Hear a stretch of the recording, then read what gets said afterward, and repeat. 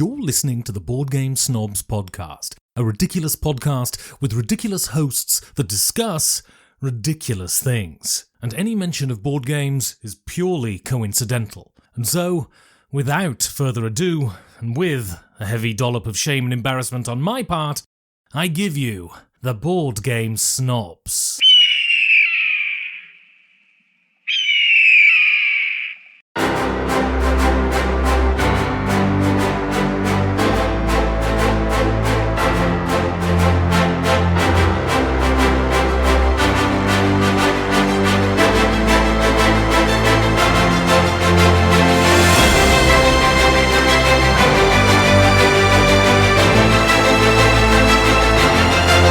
And Gaby. And welcome, once again, to an episode Bienvenidos of the Board Game Snobs podcast. This episode, Gaby's here too. This is Jerry. This episode is going to be a brief recap. Actually, it's not going to be brief at all. Of our recent trip to a very exclusive event in the St. Tammany Parish of the Louisiana state, north of New Orleans. Board game convention that we went to. It's so exclusive that it doesn't exist, really. But it does in the mind of one that goes by the name of Chad. Chad Chasson, the individual for which we have met at various board game conventions, has invited us to go to this particular, soiree that he holds every year with some few of his close compadres. And unbeknownst to us, Chad had invited Bubba, who decided, of course, he shall go. And where Bubba goes, we all follow. Thus, we had quite the event in the great state of Louisiana, which I have spoke disparagingly of in the past, and I still will in the future. Needless to say. I don't know if you're waiting for me to chime in, No. or are you just taking long pauses? I like these. Something I've changed about myself. So we'll see. It gives you ample time to interrupt me. Pregnated pauses? Yes, it gives you ample time to interrupt me. It also lets me choose my words more carefully. And That's good. Think before you speak, they say. it also allows me to process. Everything you've just said. Exactly. Your own wisdom. Sometimes I'm in awe. Processing my own words of wisdom. So we spoke briefly on our last episode about some of the travel arrangements that we had. Spirit Airlines now going bankrupt. Victor fat shaming you, which Coincidence? reasonable. I don't know. Same time. Shout out to your brother-in-law Bobby for taking us to the airport. That's not his name. Blake. But you're welcome. Blake. On behalf of him, I say you're welcome. I helped him fix a noise that was in the back of his trunk. His car was rattling. It was making noise. Yeah, One I of those know. I don't think that was the noise that was bothering him. Well, there's two noises, though. There's one in the back. He has a noisy car. His car and it's a relatively brand new Toyota Camry, and it shouldn't be making those noises. Well, here's the thing. If your car has noise, I will find it. I can't handle a noisy vehicle. You're like I was going to say greyhound, but they're not big on noises. Bloodhound. They're on smells, though. You're like the bloodhound of noises. There's no, that analogy doesn't track. It's like saying you're the Beyonce of noises. Bloodhounds, you sniff them out. Sniff them out. I guess it kind of does. You hear them out, though. You hear them out. I think it worked. Okay, I'll give it to you. That's what I like about myself. I won't labor my on analogies. It. My point being is that after we landed in New Orleans, we then went out to eat, where you had your first crab dinner. Subsequently, a crab dinner that cost more than your actual plane ticket. And I don't. The rent-a-car lady led us astray, I'd say. I liked what we got. Bubba did too. Enrique had crab for the first time and absolutely raved about it. You have discovered you're not a crab fan because of the effort it takes to get said meat from crab. It's tasteless. It is very light. It's a tasteless meat. It is a texture. Which lobster is also, by the way. I have real moral hesitation to eat a lobster because they are functionally immortal. If it wasn't for this illness at the right time, they would live forever. And yet we're out there feasting on what is basically mortal beings, the rat of the sea. Immortal. They're nasty creatures anyways. Why are we harming them? Leave them be. Well, they've made them a thing. They cut back production just like the diamond market. Crabs, however, those guys are vicious. Everybody's got them. They're after you. They would get a hold of you. You've never been attacked by a lobster. No. But a crab. Lobsters are pacifists of the sea. They will come for you. But in the Atlantic as well. They'll eat you, according to Game of Thrones dragons people. The crabs, they're mean. They go sideways. Don't mess with them. All the ones I've seen run away like scared little children. Don't fight them. They're land We shrimps. went to Florida recently, and every crab I saw ran away. But I ain't scared of crabs. You backed them into a corner or sideswiped them into a corner, they would get a hold of you. And they walk sideways very swiftly. Yes. They can't even go forwards? No, they walk sideways, keep an eye on you. None of them can go forward. Why are they all moving sideways? I think they can go forward. Literally called crab walking. This is like a thing where sharks can't swim backwards. I think they can go forward. I've never seen it happen. Maybe in the water they do, but not on land. Why wouldn't they not be able to go forward on Good question. land? I don't think that that's true. Have you seen one walking forward? Crabs go forward? Don't think so.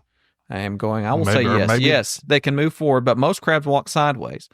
Some crabs can walk forward, including spider crabs. It's called strafing. Hermit crabs, ranids, and dequator crabs. Large crabs are monsters, and they scare me, and I don't want to eat their flesh. And besides, their flesh doesn't have much taste unless you dip it in some ketchup. I would prefer shrimp. Shrimp also very light tasting, but I like the way that shrimp can be spiced up with different seasonings. And my ignorance is probably showing, but the crab that I had for the very first time, not impressive. Well, I'm just going to say that you're going to there's a lot of. But Enrique was elbow deep, and he got every piece of possible meat out of all of those legs. And despite you showing him half a dozen times how to crack open a crab leg, he refused to listen, continued to use those pliers on everything, right, and was destroying half the meat in the process. That's okay. You can do that. I am not going to attack you for your stance. And he was hard to watch because he was quite oily. Yes, and he had crab oil on him, and not taking the time in between to. There was no moist towelette usage. No moist towelettes. Whereas I moistened frequently. We were in a bar. I carry a moist towelette with me that everywhere I go. Said, hey, go check this place out. I don't know. I was expecting not that. There's a moist towelette in my pocket right now. I carry a moist towelette wherever I go. As you should. Everywhere I go. I like to carry baby wipes with me. That's disgusting. Those are moist towelettes. That's exactly what they are. They're not that they're baby wipes. But they're moist towelettes, but also more plentiful, and you can do whatever you want with them. I don't. Listen, we're going to get off this, and please send your hate mail to boardgamesnobs@gmail.com regarding Gaby's ignorant stance on crabs. I will not attack you. I don't like crabs. I will not start this. I'm anti-crab. So then we went and met with Chad, who in his grand sense of hosting, allowed us to stay at various people's homes for which he knew. He had arranged accommodations for us. You stayed with Chad, for which you had met prior. Yes. You know Chad very well. I'm assuming you and Chad get along great. Bubba stayed in another residence, which I will not comment on. We'll have to have Bubba on the show. He had a fine time, by the way. Myself and Enrique. You won't speak for Bubba. He had a fine time, by the way. He told me he had a fine time. And he stayed with... Bubba said, I quote, I had a fine time. He stayed with Troy. And the highest of praise. He had a great... Not a great time, as a fine time. Well, a fine time for Bubba is like... Quite fine. That's like fine dining. Like fine frog is frog sherry. It's like, it's better than good. Got you. I and Enrique stayed with Larry. I was warned ahead of time that Larry was very Cajun. I met Larry. I resided in his home for several days. And that is where we became one. And his brother Daryl? Larry. Just Larry. Larry, first off, Larry, do you know that sometimes when you meet somebody and you realize this is a special person, you may not have a lot in common with them, but you have this sixth sense that there's something special about this person. Larry, while we were there, did the followings. One, me and him stayed up late both nights discussing guns, hunting, not hunting as in sport hunting, but having to defend his home from black panthers and alligators, that type of hunting. Of course. Bourbon, because he put on a bourbon tasting for us, and our love of various other board games. It was such a fun time. I'm not sure. This is why, look, I have deep feelings for Larry. I'm not saying I would die. Yes, that is what I would die for Larry. I think this is how militias end up being formed and packs. Now you're just choosing sides. Would you die for Chad? Well, that's implied. Well, that's implied. Okay. Chad knows that. Oh, but okay. Larry, I've known Chad for quite some time. That's true. Chad, of course, and I share a proficiency in getting rid of stray animals, especially monkeys. But Larry, I did not know was so intense and a man of great taste. So thus, me and Larry bonded over those days, as did Enrique with Larry. The whining and dining that took place was quite fine. So Chad said that we were going to do a bourbon tasting. When someone says bourbon tasting, typically what that means is that somebody buys 2 bottles of bourbon, pours a little bit here, says, how much one you want? In my house, it's bottle and bond versus benchmark. There you go. And do you prefer this $20 whiskey or this $10 whiskey? yes. So, and you don't even know it's a $10 whiskey. I got you. And we were not the type of people that one would go that you would think to invite to this type of tasting, because it was fancy. Typically, number one, Enrique doesn't drink. Number two, Bubba will take a sip barely drinks. of bourbon and go, that's fine, and describe it with using such intricate words, but then fine. Never drink anything else. No. You just say, man, this is smooth. And what you mean by smooth is you keep saying the word smooth over and over until you sneak the bottle out of somebody's hand by saying, oh, let me look at the bottle. And then you pour half of it into your Bubba keg and go, oh, this is smooth. It means it doesn't burn my throat on the way down. Whereas I typically go, my scale is hot and burns, smooth. I like smooth. What I do is I just throw out other adjectives and words I've heard other people say, such as smoky, velvety, spicy. I just say words like that. Oak, tobacco. I did use tobacco. Yes. Not used actually tobacco. didn't use tobacco. I did not you use said tobacco. That you tasted. Even though I've never tasted tobacco, I have smelled tobacco. And this tastes like the smell of tobacco. This tastes like the smell of tobacco. Which Enrique picked up on our uses of words, and he himself started trying to describe the taste of the bourbon for which he was tasting, and they were just not. It's an oaky, smoky tobacco. This is very harsh, like a dead winter or something like that. It was quite a fine time. And not only were like the 8 bourbons that we tasted, they're sherry cask bourbons, ones that they're very, very nice. Like too nice. And you kept as Borat would say, very nice. And Gaby kept embarrassing himself by declaring, is this Buffalo Trace or Evan Williams? Which none. The answer to that was none. No, Buffalo Trace was not in the mix. It did not make the deal. Either way, the fine establishment for which this took place and the hospitality that was shown was beyond that. Me and Larry basically made a blood pact. We'd die for each other because we then the next day. Well, you forgot about. So first of all, at the tasting, he gave us a dry sherry and a sweet sherry. Right. And we would drink that. Just like in college. And then that was supposed to help us be able to decipher the sherry and the bourbons we were drinking. Right. I could not. I could tell it was smooth. I could tell. This is a smooth sherry. Because my palate is refined. Yeah. Another thing I would not change about myself. And then they also had smoked salmon. They also had dark chocolate. The darkest. And some of them, which I thought were chocolate covered raisins. They're almonds. No, I thought they were olives. Yes. It was chocolate covered almonds. You again embarrassed your family. And then they had cheese of various types. And you were supposed to sip of the whiskey. Now eat a bite of smoked salmon. You completely overlooked the meat. Oh, the sausage. The processed venison sausage that was the best venison sausage I've ever had in my life. Summer sausage. Hands down. Even though we were eating it in the winter. And you're supposed to take a bite of that and then see how that changes the taste of the bourbon. I don't notice any of those things. All I knew that it was still very good.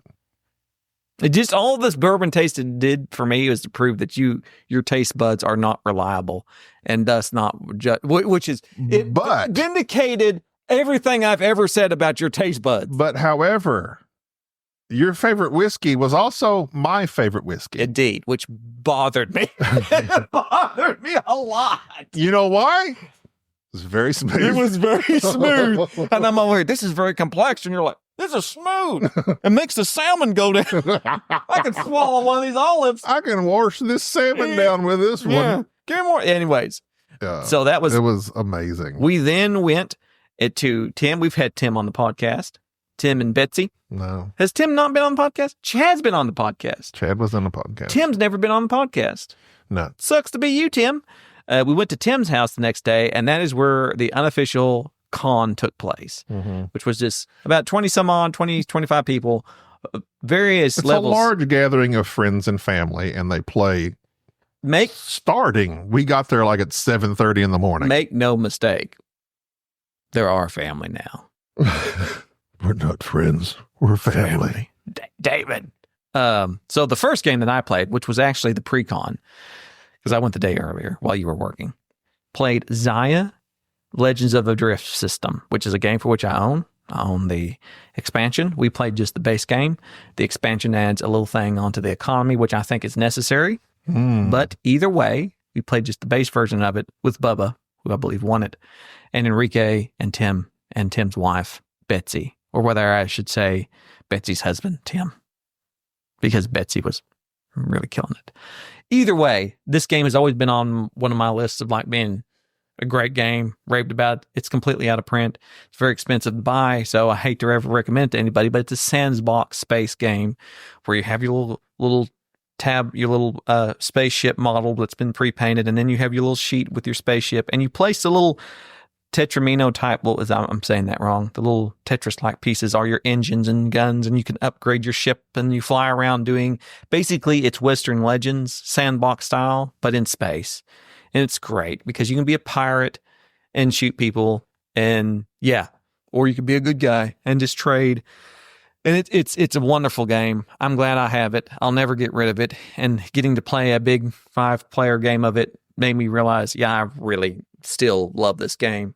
So did you playing it without that expansion? You're like, I missed the expansion? Yes, but it didn't affect the game, and here's why. The expansion, because as you're exploring, you're putting out tiles, the expansion prevents players from doing a very common thing that would take place in the base game where this planet will sell this and buy that. And if those two planets happen to randomly come out next to each other, somebody who's just being a trader can quickly jump from that planet to that planet, buy and sell, buy and sell, buy and sell, and win the game. Oh, yeah. So the expansion just went, instead of just making up some rule of don't let these planets be within so many space of each other, it just has this little thing that degrades the prices of various things and makes it to where. But either way, that didn't come out, but that expansion was still fun. It was great because nobody did that thing. Nobody had that opportunity because none of the planets came out very close together. Love that game. Still love it. There's a solo to it. If you ever get a chance to play it at a convention or somebody you know, Zaya, that's Xia, or Zia, as some people pronounce it, Legends of a Drift System, absolutely phenomenal game, and still love it. Yeah, I showed up too late, and y'all were already in the middle of it, and I was missing it because it is also one of my favorite games. You didn't go you ate a po' boy, which we talked about previously. Yeah, I chose to go eat. So y'all started the game. Y'all were, I don't know how far you were into it, but then Chad's like, "You want a po' boy?" I was like, "You bet I do." Then I got to play a game that's been on my list for quite some time, even though I absolutely hated the theme of it. Well, let me take that back. I've always hated the theme of it, even though I hadn't played it. And then now that I've played it, I really like the theme of it. Quacks of Quedlinburg. This has been one that has always missed us because it's like a bag building, pulling things out of your bag, and you're making these potions, and these quacks are trying to make these potions. Make Not the best about one. ducks. No, it's about quacks. It's about the really thought there were ducks involved. There are no ducks in Quedlinburg. And so it's basically fake practitioners of medicine trying to make potions. And this is David's favorite game. Mm-hmm. And David, of course, was very good at it. That's sus. And you think David... I have reasons to be sus of David. I will not out him on this podcast, but he knows. Mm. And he will always know. I can speak. And I hope that helps him progress towards being non-sus? a non-sus player in the future. I have played with David, and I must say I did not detect any susness. He pointed out sus in his sister, Jaden. Oh. Jade? Adrian. Adrian. Jade. Like, Adraden. yes. And I found it humorous that she would always say David when talking to her brother. Always David. David, da-da-da-da. David, da-da-da-da. She started every sentence with David? David, da-da-da-da. So that she makes sure that she knows you're talking to. And it just reminded me of, there's a sitcom concerning a creek. It's spelled to where it says a certain word that you're not supposed to air on the airwaves. I am familiar with said creek. And I've been up it before without said paddle. The sister the sister and brother, the brother's name is David. That's right. And that made me think of that every single time. Yes. She go, David. David. David. And she always, of course, she was somewhat exasperated because David was being sus. And she go, David, da-da-da-da-da. And I was like, it just cracked me up. But David was pointing out the susness of Adrian. Mm-hmm. Jaden. Jade. And like The Rock. Then she was like, no, you've cheated before. And he actually freely admitted to cheating in Quacks before. I'm not quite sure how you do that. Maybe you just put something back because you're drawing the things out of the tile. If you draw 7 of a certain type, you lose. That's a strong accusation you're making against my friend David. No, he admitted it. Well, that was his previous acts. He's admitted. He's made mistakes in the past. That doesn't. I'm not going to hold it against him for the future. Well, you are calling him out on this syndicated podcast. There was things we're not that happened in another game. We're part of a syndicate. We're very sus. I think that I think you're biased. Now, I'm defending David because I played several games with David. And David score me at Underwater Cities? Yes. Perhaps. Yes. Perhaps. David's quite. Was it done honorably? I'm saying TBD. Listen. TBD. As somebody who played several games with David, I can attest to his authenticity. Plus, David and I are now part I enjoyed his passion. David and I are now part of a text message group. Well, that's cool. Because I'm not in it because I don't play Monster Hunter. I don't either. But for some reason, I will tell Enrique's side of this story. Oh, first off, Quacks was really good. I really liked it. I may purchase it, FYI, for my kids. Because I thought it was okay. I would play. It's one of those games I would play. I would not purchase. Unfortunately, they ruined it for me because they had the nice resin bits. And now I'd have to play it with the resin bits. Oh, and you rattle them around in the bag. That's unfortunate. And I think that is anyways. Enrique was showing, I guess, on his phone, because that's what, this generation does, various upcoming trailers of the game that's coming out, that Monster Hunter, whatever. I can't remember what the name of the whatever. So apparently there's a great group of people there who really enjoyed Monster Hunter, and I don't like Monster Hunter. I've tried to play it. Enrique's always talking about it. Now I have somehow committed to being a Monster Hunter. They said, have you ever? I said, yeah, it's in like Catch a Predator, which then led me to be this thing of like, I'm going to be Chris Hansen. And that's what you do with the monsters. You'd be like, hey, catch them and be like, oh, sit down. And they're all looking dinosaurs. They're all like dinosaurs. This is the Petasaurus. You sit down. No, what have you been? You've been harassing. With some wine coolers. Seeing that you were harassing this Stegosaurus over here. And then I guess, I don't know what you do. You kill the dinosaurs and you take their bones. I don't know. But it's the end of February, and now they're all declaring that I have to play this game on Twitch or something. I don't know.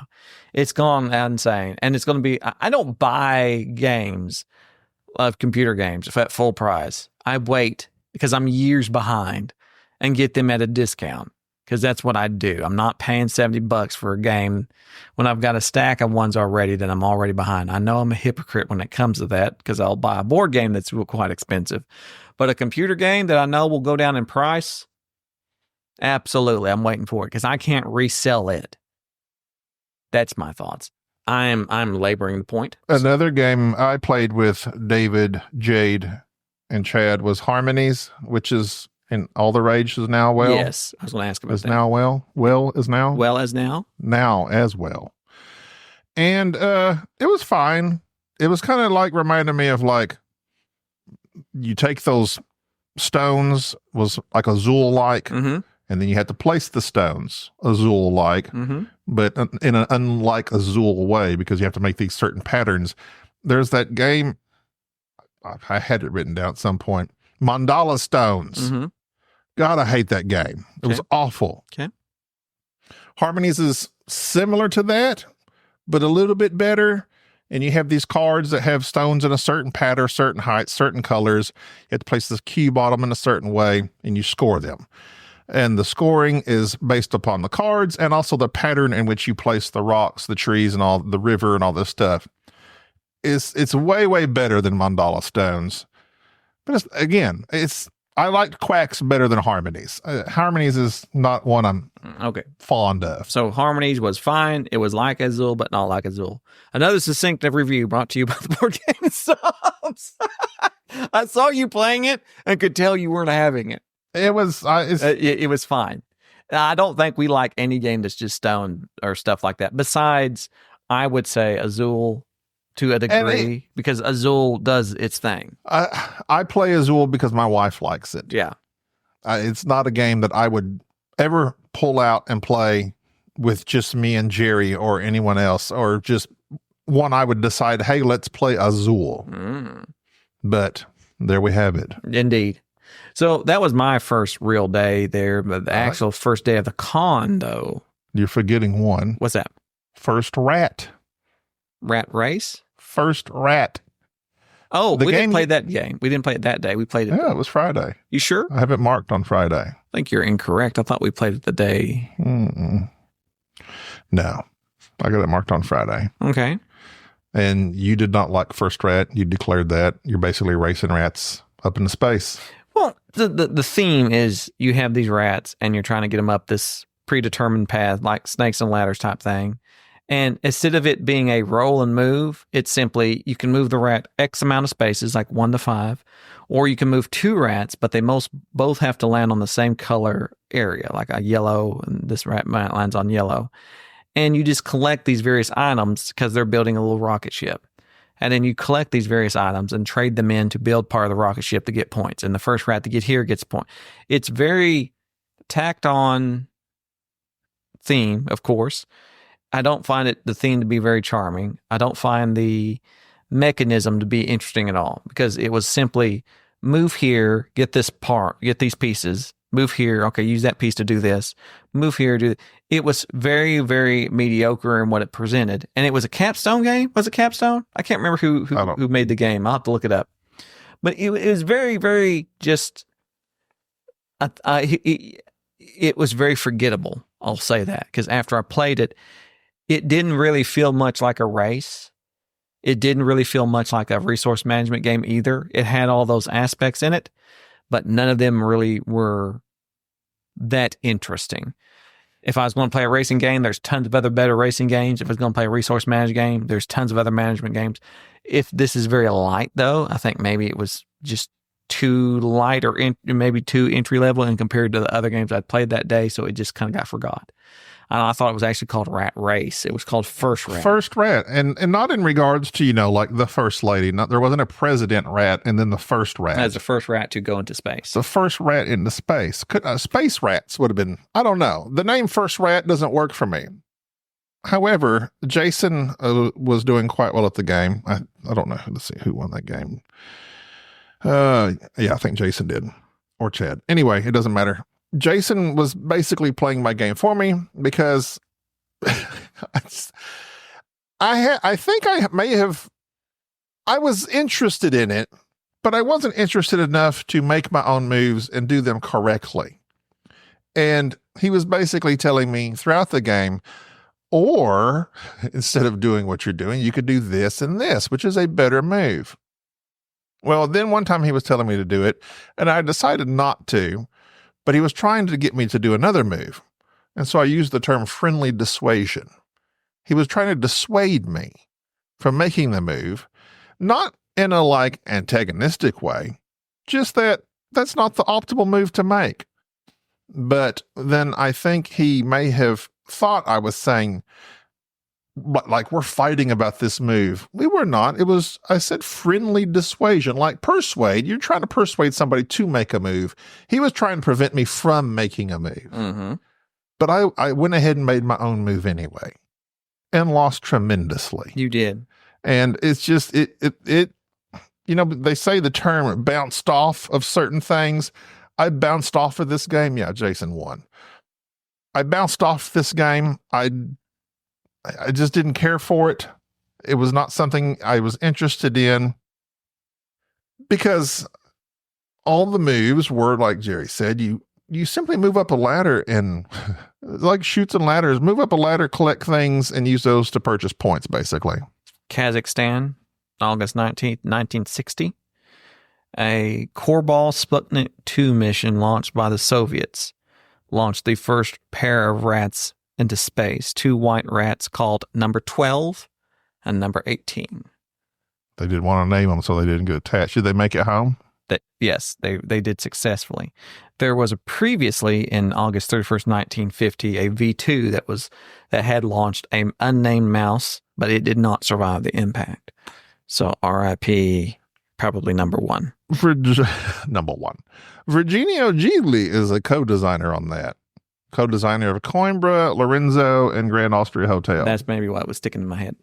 So anyways, rat race, blah. First rat. Moving on to the game that I played that I really liked, got to teach it again. Arcs, Conflict and Collapse in the Reach, the Cole Whirly game, got to teach that the first day of the con, played it, loved it, enjoyed it. Still, since we're probably not played a lot of games from last year, I'm just going to go ahead and say that is my number 1 game from last year.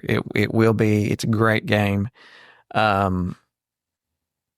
Seeing it played with people, again, watching new people play the game and watching how they kind of mess around with the various mechanics of it. Yeah, Chad figured it out quite quickly. It was a close game even then. Like, I'm pretty sure it has this little catch-up mechanic type thing that it does where it ends at a certain stage of the game. And I mean, it's still just a great game. Arcs is again, fantastic to teach. Easy to play. It makes sense what you're doing. It's straightforward, and every move you make, it makes sense. And it's going to be one of those games where I want to end up breaking my rule and buying the bigger box campaign game and trying it out. I know it will, because it's not so much it is a campaign, but it's a resettable one. It's not like a legacy thing. It just changes things up just a little bit. I'm that enamored with it. And while you were playing that, I was playing Brass Birmingham. Yeah. With Tim and Betsy. The goat! And the goat! Enrique. Tim was killing it with the money. Tim, yeah. He was killing it with the money. And of course, Betsy was in the lead most of the way. Tim was killing it with the money and the points. I took out, I think, 3 loans. As one does. I ended up finishing second, tied with Enrique. Yeah. Tim dead last because I went the railroad route. I'm telling you. You got to go the railroad route. You got to. If you're not at least putting out some railroads, you're cutting yourself off at the knees. And that's what I did, because I blocked basically Tim off from everything he needed. Exactly. And I took the railroad route to victory the very first time I played it. But with Captain America. Brass is not some of the mechanisms are like, okay, you can get coal. You have to connect to coal to get it. Yes. But you do not have to connect to copper. Copper, you don't have to connect to. Like, there's certain little things like that thematically true, because copper was held by horses. but it's hard to get in the game sometimes. But that is a neat little thing because that was my first problem with the game as well, was the coal transportation. You got to have railroad. You got to do this. But the copper thing thematically is because it was hauled in by horses. But still a great game. They basically had to reteach it to me because it's been years since the last time I played. But man, that's a good game. It's still a good game. It snaps. It's a good game. Then after that, together, Jerry and I played Hansa Teutonica once again. Got to teach that again. Hansa. Someone asked in the Facebook group a while back about OG Euros, and I threw out Hansa Teutonica. The Hansa Teutonica big box is out there from Pegaspiel. You can find it readily available. It's got all the different maps and things on that. It is a cube pusher. You're just pushing cubes around, trying to make routes and establish a little trading post. It's very mean because sometimes you put your little cube out there and go, I'm going this way, and the opponents try to block you off, and you have to knock people off. But then sometimes you're like, no, I fooled you, and move your cubes around. As mentioned previously, that's one of those that I don't have an issue with in this game because you have to. If you don't push the cubes, you're going to get pushed. Pushing cubes is the mechanism of the game, of pushing your own cubes and pushing other people's cubes out of the way. Thematically, it's just drawing a straight line into where you want to go. You have to have only your cubes and onto these routes to be able to establish your little trading post. You have your own little player board, which can seem very confusing at first, but makes complete sense once you go over the game. That allows you to do more turns, more actions, more money, drag out more of your little cubes to be utilized. It's one of these bland, beige, kind of not that thematic Euro games that has all the goofy little cliches about pushing cubes. Everything about it is a turnoff. Everything about it is a turnoff. From the name to the appearance. Everything. To the components. This is the ugly girl at the dance, but knows all the line dances. Oh, but guess what? She's wearing glasses. And once she takes those glasses off, takes her hair out of that ponytail that you braided, whips it around a few times. Maybe a little dab of makeup. No. She looks better without. It's a beautiful game. That's what it is. It's a beautiful game. And I absolutely love Hansa Teutonica. When people know, and you must know, when they take those glasses off, you know you're going to look better to them too. They'll look better to me. Women with poor eyesight. I actually think I look better with glasses. No, anything to cover my face. Lipstick somewhat. Of a pig. You don't. Beards, it looks weird glasses, with the glasses on you. Because your glasses look like it's like intellectual but pseudo. It's like I need these glasses to see, and it doesn't come off that way. You need different glasses because you're buying these cheap dollar store readers. You need to get actual. I have real glasses now. I mean like real glasses. I have real glasses. When I say real glasses, I mean like modern. You need something that fits your face. Those fit my face. They fit on your face, but I mean like complement your face. How dare you? I haven't seen them, but yes, you have. I wore them the whole con. Then you need to get new glasses that fit your face. You didn't look at me. You weren't looking me in that way. I was looking at you. I look at you that way all the time. I don't think so. You need. Here's what you should do. You should that guy that does all the board game content with the mustache and the glasses that always different colorful thing. What's his name? I don't know. The curmudgeon guy. The comedian. The comedian. That's who you need. He has those colorful glasses that are like basically his personality. You know what I was? Tom Vassell was always changing his glasses. Yes. Like, you know how expensive that's got to be? Oh. But are they real? And I was trying to look through the lens because I always look through the lens to see if the face is lined up through the lens. His face was lined up. I think they're fake. Okay. You wear contacts. I think they're fake glasses. You wear contacts and you buy a variety of fake glasses to accentuate. To their accessories. Yeah. Maybe I'll do that. I suggest that you do with a different pair of glasses. No, I like my glasses. I'm sure you like being able to see out of them, but it's not whether or not you like them. It's whether or not you look good in them. In that game of Hansa Teutonica, Jerry won 60. I came second, 50. I won arcs, and we were all like within 3 points of each other. I won arcs too. It was I wouldn't change that about myself. And everyone, either. Larry, Chad's brother Craig was there. It was they all loved it. Everyone loved it. I'm not going to speak for them. I'll speak for Larry because we're close.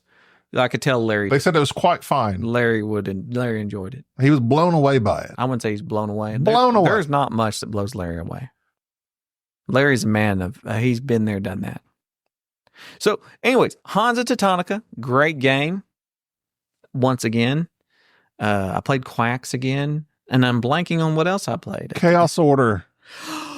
Oh, yes. The 10-hour game. How did I forget Chaos Order? Okay. I was trying to figure out because I didn't write it down.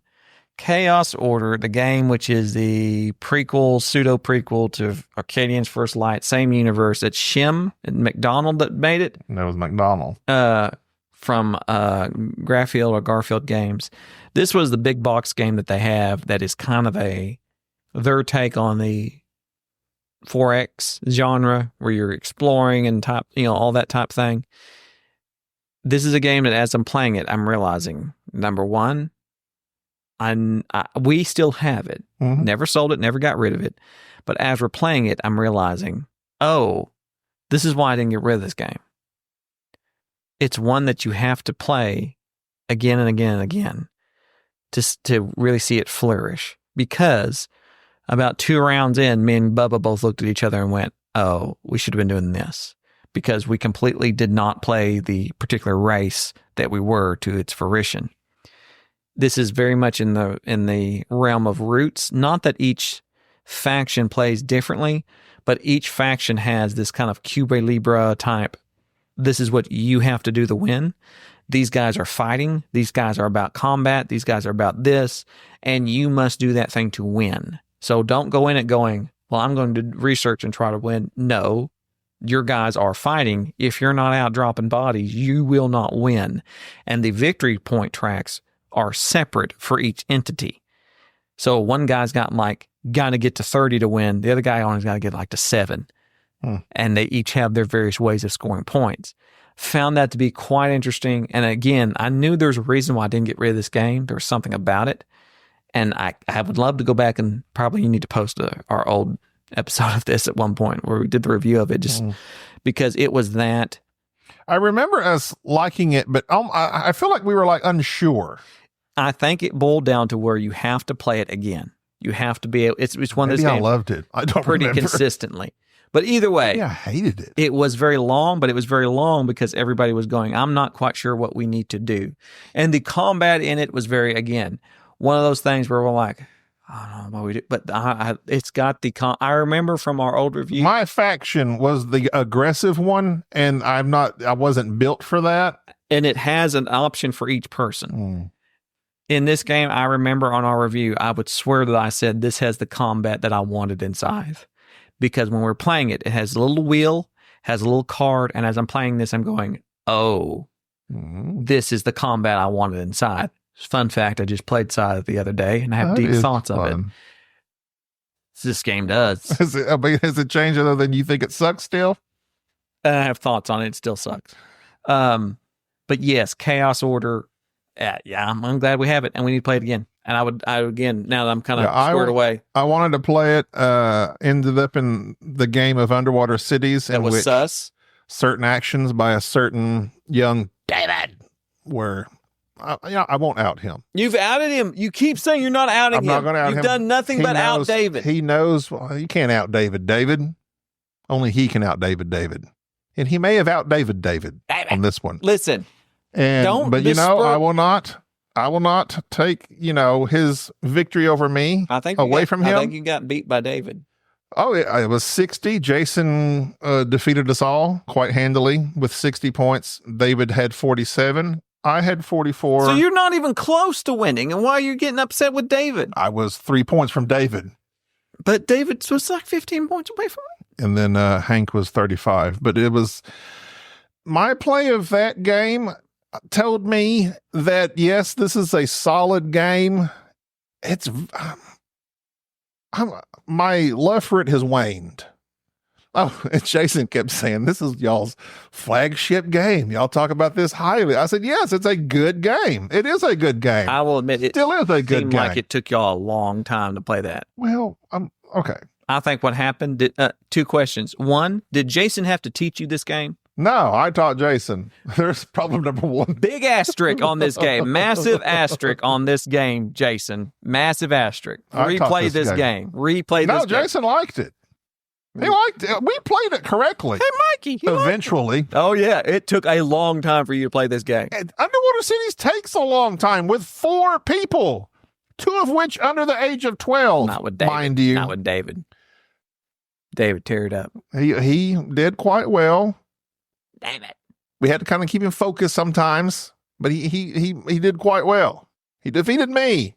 Obviously. Supposedly. Speaking of Master of Asterisks. Master of Asterisks. Master of Asterisks. Master Asterisk. Of the Jedi Order. I think I don't like the cards. I don't like the artwork in Underwater Cities. Yeah, it's very clip artist. I do not like it, and it's not pleasant to look at, and it gets very samey. It is. And I think I'm good on underwater cities. I think you need to play it again because I don't think you know what you know. I don't think you know what you know. There's a great line. I don't think you know what you know. I have played underwater cities. I know you have. You just said you have. Many times. I know. I've played it 18 times. Wow. So maybe I'm done with it. I don't think you're done with it. I think I'm not saying I'll never play it again. I think he'll pull you back in. I think you had a bad game. I think David ruined this game for you. I think that's what happened. I'm not going to out David. I think David. Some of his actions may have been sus. I think you're just upset because David beat you one time and you can't stand it. No, he beat me in Quacks of Quedlinburg as well. Oh, that's what it is. You're anti-David. No, you're the big guy. I'm anti-sus. You're the Goliath to David. That's what it is. And he defeated me. Yes, with his stones of bag of quacks. Stones of sus. Sus of Suslenberg. And then let's see. To finish out that day, we played a party game called Mantis. I enjoyed that game quite a bit, actually. That was stupid. It's a simple, stupid card game. You simply point at somebody else, and if they have a certain card, you can steal their card, or if you don't have the card that they thought you had, they take your card. That's not how the game's played at all. And Fire Tower. That's completely opposite of how the game was played. Do not listen. Is this how you taught underwater cities? That is not how the game. I can't believe you rattled that off so confidently. And Fire Tower. Fire and a tower, and you're trying to burn someone else's tower. Yeah. Okay. And the wind blows, and you have cards in your hand that can change the direction of the wind and douse the fire or spread the fire. Wind and fire? There is not, unfortunately. Oh. There is wind, and there is fire. But there's no earth. But this takes place in space. I mean, I think about 10, 12 years old and up is where this game belongs. It's super, super simple. Hank taught it very well, and me and Larry took Hank out within the first 5 minutes of the game. Larry knows no mercy. Let it be known, Hank's, I think, maybe 10 years old. Larry has burn the children. Burn the children. I heard Larry will burn the children. Let them burn. The fire, unfortunately, was facing Hank's fire tower to start. And we just kept blowing it that way. No mercy, Hank. And we burned Hank out of there in about 5 minutes. So the thing is, though, when you get burned out of the game, then you have a little role to play. I like to beat children. You play the bot, basically. Oh, okay. So that's what Hank was. So you played the earth. Yeah. And then I defeated Larry. I blew the fire into Larry's fire tower, and it was a fun game. It's very... what's the term? I don't know. Smooth. I think I'm sorry, it burns. It is quite smooth. It burns. I think it's one of those games you would play maybe 5-10 times and you'd be done. No, so no underwater cities.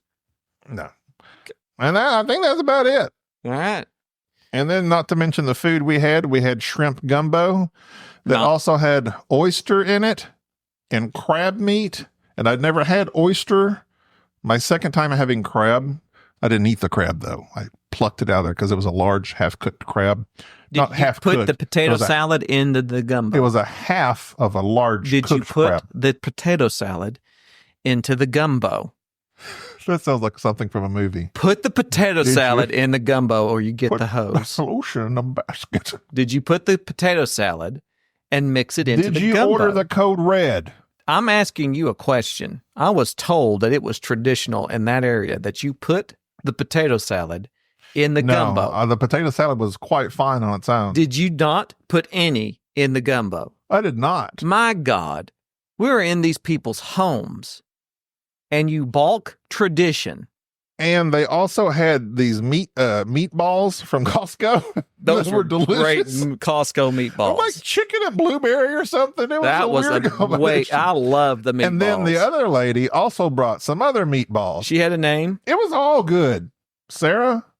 I forgot her name. Oh, yeah. I told her next time try grape. Yeah. So, but of course, everyone apparently in New Orleans area knows how to cook quite well. Gumbo. And I had never had true gumbo to that day. I now can say I had the real gumbo. There's one thing I We want did have to eat. chicken soup. Chicken and dumplings. There were no dumplings in what I had. Well, either were. It seemed like chicken and noodles to me. Well, you have your opinions. I also had a Japanese breakfast by Chad's daughter, who we never talk about. Allie? That's right. She made soup. She made rice with these Soup du jour. these eggs. Well, I was thinking of miso. And the eggs had been soft So boiled. hungry. And they sauteed them in soy sauce and such, and salad. It was delicious. I enjoyed that quite a bit. I didn't expect to like the egg that much because at first I love egg. I thought It's incredible. the shell, the incredible edible egg. That's why I made that joke. Thank you for clarifying. Some people don't know. David and Jay don't remember that. They're not listening to this. David, He's not. reflect on your actions. You need to let that go. David did not cheat you. You lost to David. I just asked him to reflect I on have his played actions. with David. David did not cheat you. Maybe you just didn't catch. No, Yeah. you know, if anybody's gonna catch somebody, it'd been me. Anyway, so I thought the egg was brown, and I thought, those brown eggs. Yes. I thought like somehow the shell had softened to an edible way, and I was like, "Am I eating the shell?" But no, it was simply the shell that was soaked up in like this soy sauce type of thing. But it was delicious.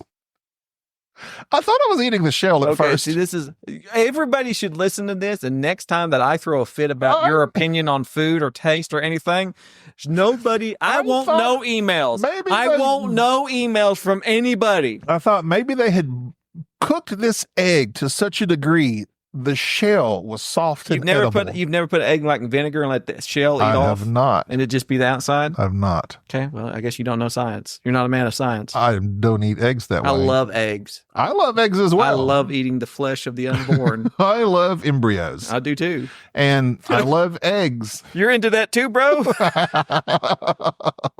That was not that funny. Anyway, yeah, it was a fine time, Just as you joking said. around. Not to quote Bubba, but it was a fine time. It was a fantastic time. I'm glad that So fantastic is better than fine. I'm No glad- fat, Bubba. I'm glad that Bubba organized it. I'm glad. I went. It was amazing.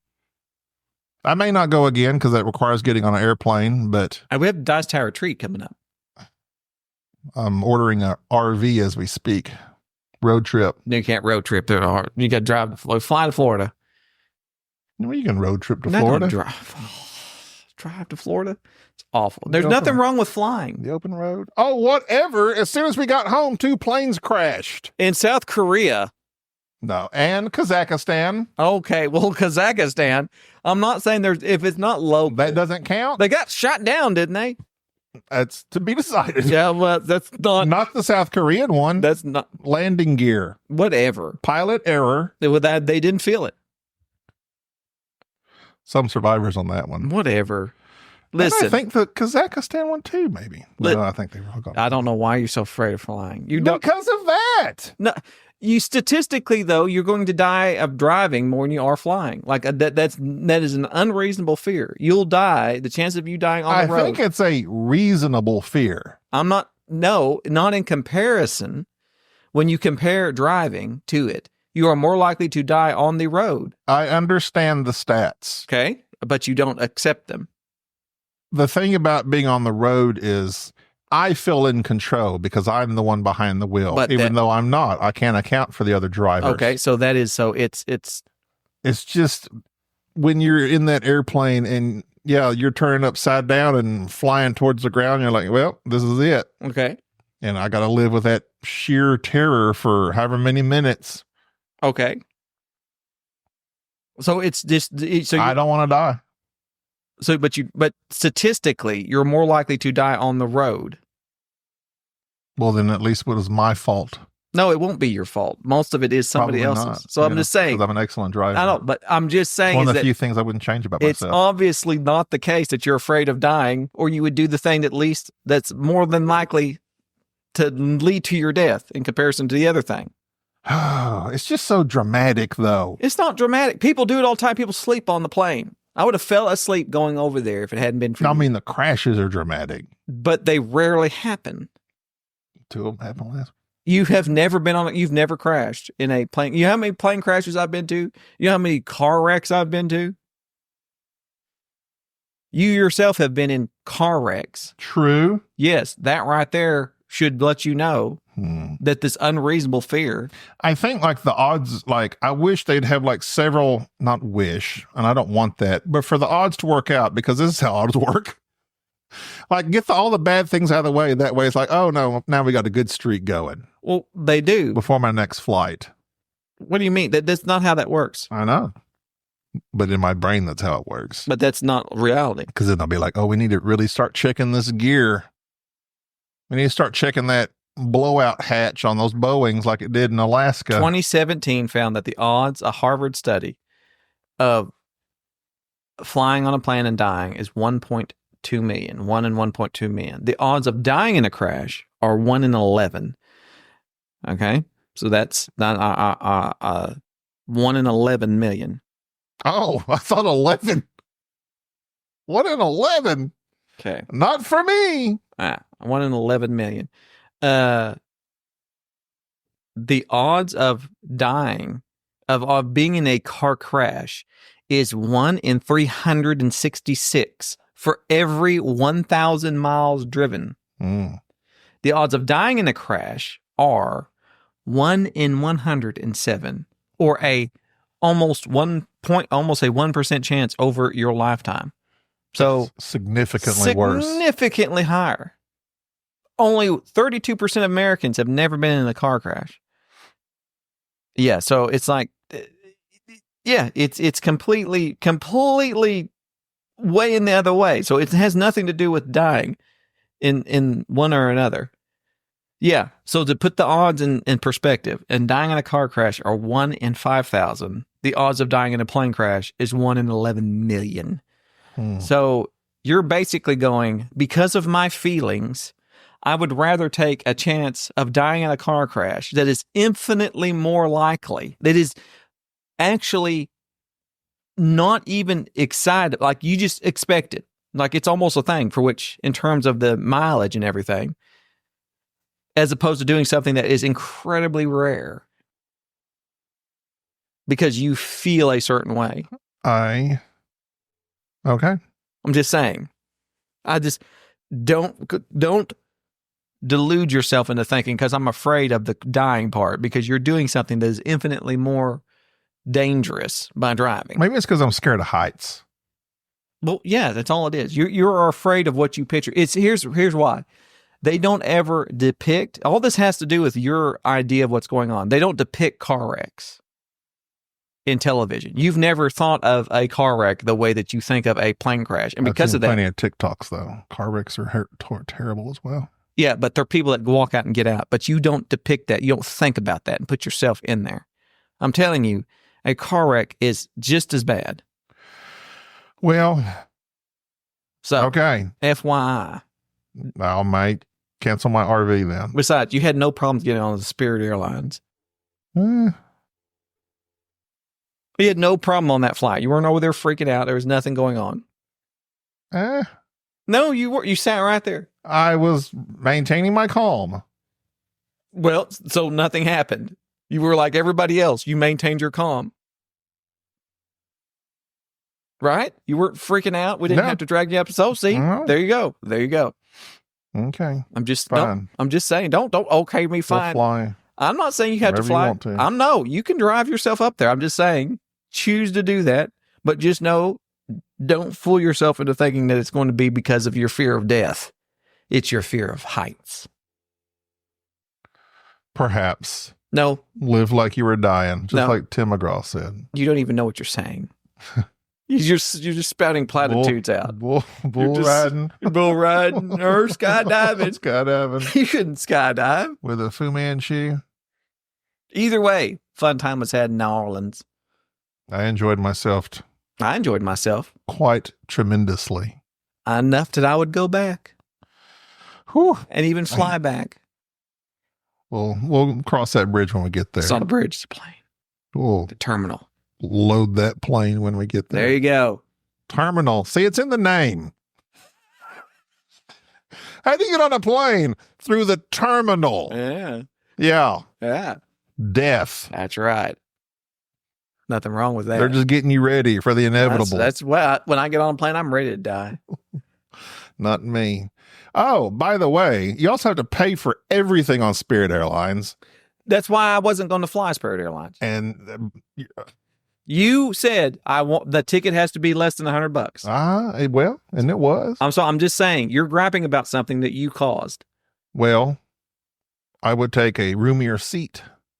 Well, it would be over $100. When you tell me don't buy me a ticket unless it's over $100, Well, maybe communicate and call me and say, "Here's your options." No, And also, we had random seats. Like, you didn't even seat us together. because they cost more money. You have to pay for the seats. But did we still seat together? Did we or did we not sit We together? did. Because I manipulated things because I know how to do such things. Manipulation. But either way, when you say, don't make sure my ticket's $100 or less, we fly the cheapest thing. Well, the next time I'll go over 100 for some comfort. 115. I'm just saying. I'll give in for some comfort. I'm just saying, don't gripe about something. I want to pick my chair Don't gripe about ahead of time. Don't gripe about something that you Sit caused. by my friend. Which you did. Happenstance. I made that happen, Stance. Well, you took the actions and Yes. it happened to work out. Well, I'm just saying is that you caused us all to suffer because you... Nobody suffered. Oh, but you're griping about it, aren't you? Well, Yes, I got you there. I will gripe about it because before you went up to the counter and asked for exit seats, we were not in the seats I wanted. And we were in separate seats. And I don't like sitting by myself. What do you mean separate seats? We weren't sitting together. You were on a different row than me. No, we weren't. On the original tickets, we were. No, we had seats right next to each other. Oh, Each time. well. You have no idea because you didn't book anything. You didn't know anything about it. All you said was, don't give me a ticket over $100. Next time, get me a first class ticket with an all you can drink package. It will not be $100. Fine. Tell me how much it's going to be and then let me know. Well, Find out. Okay, Gaby, it's going to be, okay, well, it's not going to be $100, but it's going to be 150. It won't be 150. Next time, don't make definitive statements.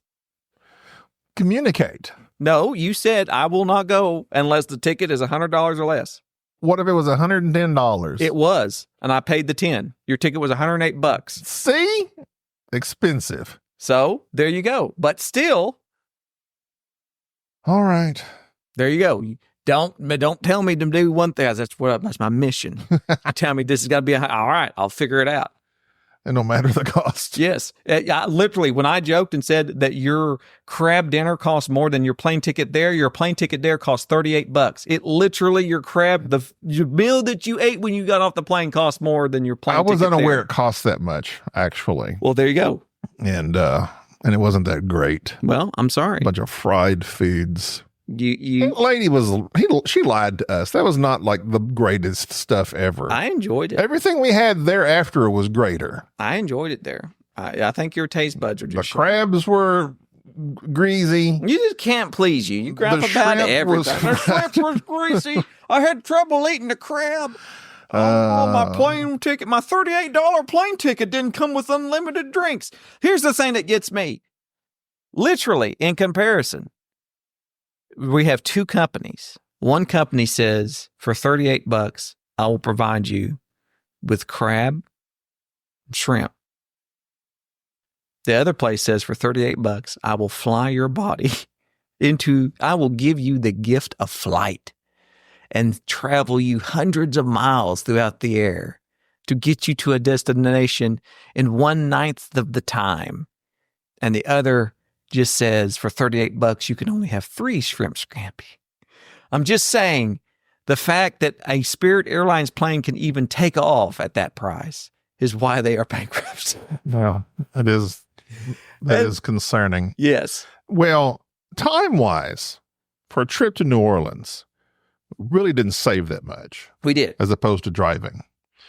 We left to go to the airport at 4:30 is when y'all showed up. We landed at 10:30. That's 5:30, 6:30. And that's not counting the drive to Dallas. I'm just saying time-wise. We didn't land at 10:30. Yeah, we did. No, we did not. 9:30. But we had already driven to Dallas by 4:30, so tack another hour onto that. So from 3 to 9:30, roughly 6.5 hours. You can drive to New Orleans in 7. No, you cannot. Yes, you can. From where we were going, it was 9 hours. No, it was 7. No, it was not. I looked it up. All right, keep talking. Anyway, I'm on the way back. Just as much time. But the thing is, you're not cramped in a car the whole way. Right. But the amount of time is still the same. So if you said, I'm going to fly to New Orleans and you can drive, I'll probably show up maybe 45 minutes after you do. But much more tired because I was in a car the whole time. Right. Nobody wants to drive for 7 hours. I would rather fly. Bubba would. Well, nah, that's Bubba because Bubba likes to drive. But in terms of your actual response to it, yeah, flying's way better. Absolutely. I'd rather fly than that, yeah. It was very nice. I think the flight was like an hour. Yep. It was like go up in the air and then come down immediately. Absolutely. No time for snacks even. Absolutely. And if you wanted snacks, you had to pay for them. Because your ticket was so dirt cheap. All right. Well, that's going to do it for our... This is a podcast. For this podcast and our discussion of games we played. Tune in for our top something. We're going to do top 25, top 10, top 25. We're going to do a top 25. We did a top 25 back in 2022. It has been over 2 years. Long overdue. And my list has changed tremendously, yet at the same time, not at all. Just like you. And that's going to do it. You know what? Hey, send us emails, rate and review us, all that stuff that everybody's kind of done. Check out Sir Meeple if you want a hat or some glasses. You don't want now hat. A shirt. Get a shirt. Gloves. Actually, you can probably make anything you want. I don't know. I would go for some gloves. Before he boots us off there. But yeah. Anyway, he can't because he said I buy something every once in a while just to keep us going. Keep us going. Send us an email, though. It's been a while since we've had an email because everybody tends to message us on Discord. You can join our Discord. All the links will be in the show notes. Until next time, I'm Gaby. Yeah. Bye-bye. Mm-hmm. Thank you for tolerating this episode of the Board Game Snobs. Stay classy.